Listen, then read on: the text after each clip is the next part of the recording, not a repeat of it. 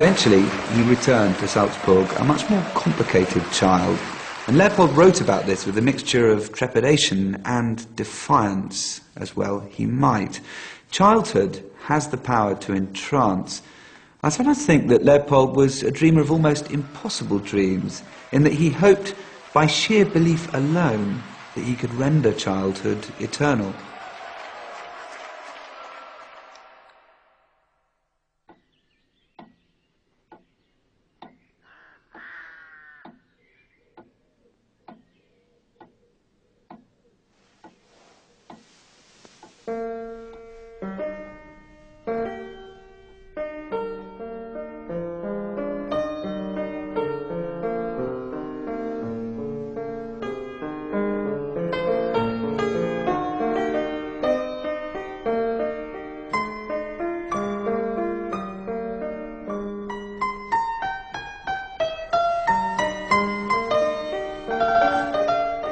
Difficult time. Things were not going as I'd planned. All of Europe marveled at my son. But in Salzburg, his great merits went unrecognized. He should, at the very least, been offered a post as court composer, but I would sooner trust a horse trader, soothsayer, a mountebank, one of those seething, envious, backbiting nobles of the court.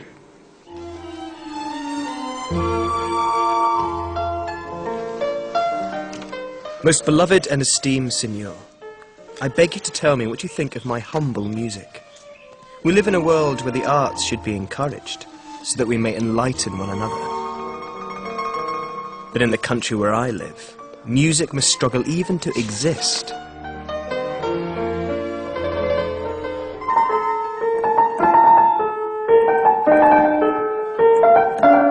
This grand piano that I'm playing on here is really quite a lot like the forte piano upon which Mozart composed his piano concerto in B-flat when he was 20. The forte piano was very much his instrument.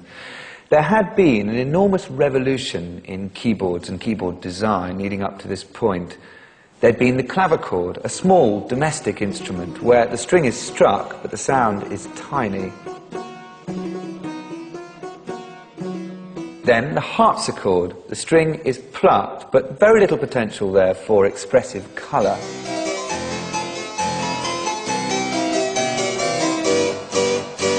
And then there was the forte piano, which by the 1770s was undergoing a revolution of its own in terms of the way its action was designed.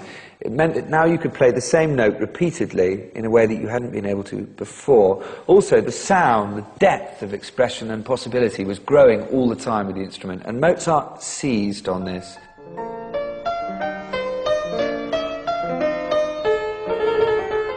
But here, in this B-flat major concerto, there is actually a sense of being hemmed in, of constriction in this music, which must have been very much how Mozart felt being stuck in Salzburg.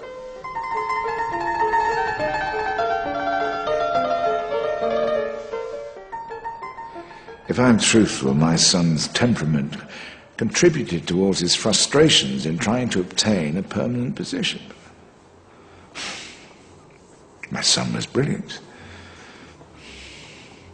but he could not temper himself. In 1771, a new man came to power in the bishopric, Hieronymus Colloredo, who was less sympathetic to the aspirations of my family.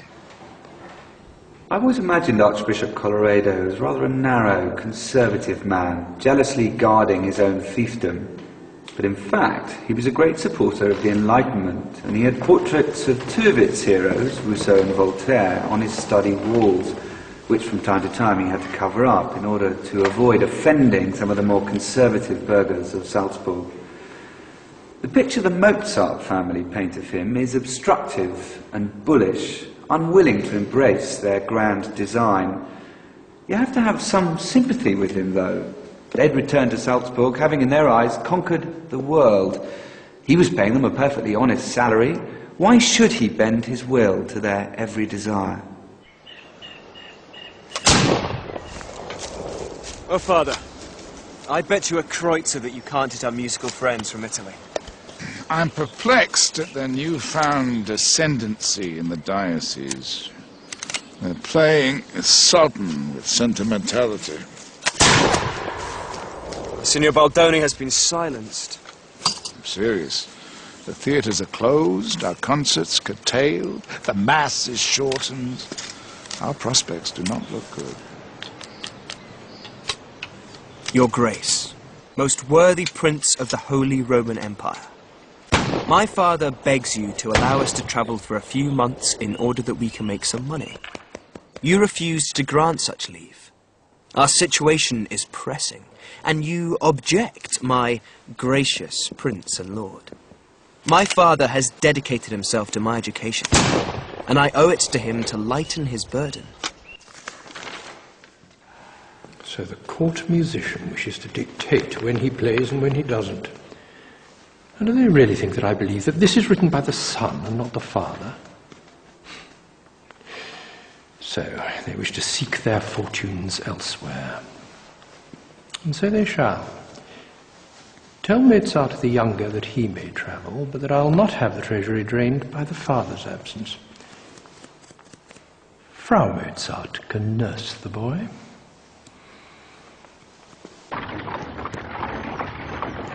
Mozart's liberty was a blow to Leopold. At 21, he'd flown the nest. Frau Mozart was ordered to spy on his every move. Did I tell him to take the straight road from Salzburg to Mannheim? Yes, you did, Father. Does he know to approach Munich from the east? Yes, he does. Because the bridge has collapsed. Perhaps it is my fault, his lack of worldliness. I have done everything for him, trying to give him the freedom to concentrate. Exchanged money, found horses, lodgings, practically wiped the crumbs from the corner of his mouth. How can he be expected to obtain a position without my help? If he fails, everything is lost. It seems as if the more distance Mozart put between himself and his father, the more he dallied and avoided employment. Mozart had tasted freedom, and he had a novel supply of excuses for why hard cash wasn't being sent back to Salzburg. No money, but another fine gold watch. What one needs on a journey is money, and now I have 5 of the things. I'm seriously thinking of having an additional watch pocket on each leg of my trousers, so that when I visit some great lord, I shall wear all my watches, and then it will not occur to him to present me with another one.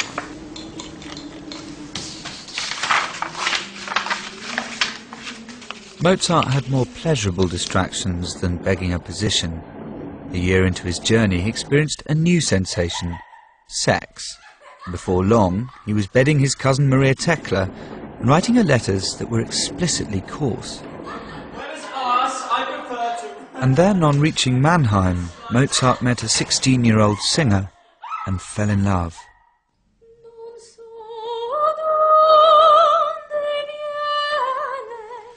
That's it. Mademoiselle Aloysia Weber sang 3 arias to me. Excellent. As far as the singing is concerned, I would wager my life that she will bring me renown.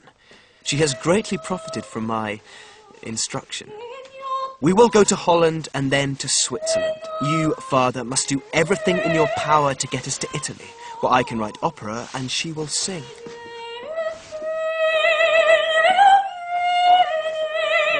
Examine yourself, my dear Wolfgang. Millions have not received the tremendous favour which God has bestowed on you. You are confronted with far more dangers than those millions who have no talent.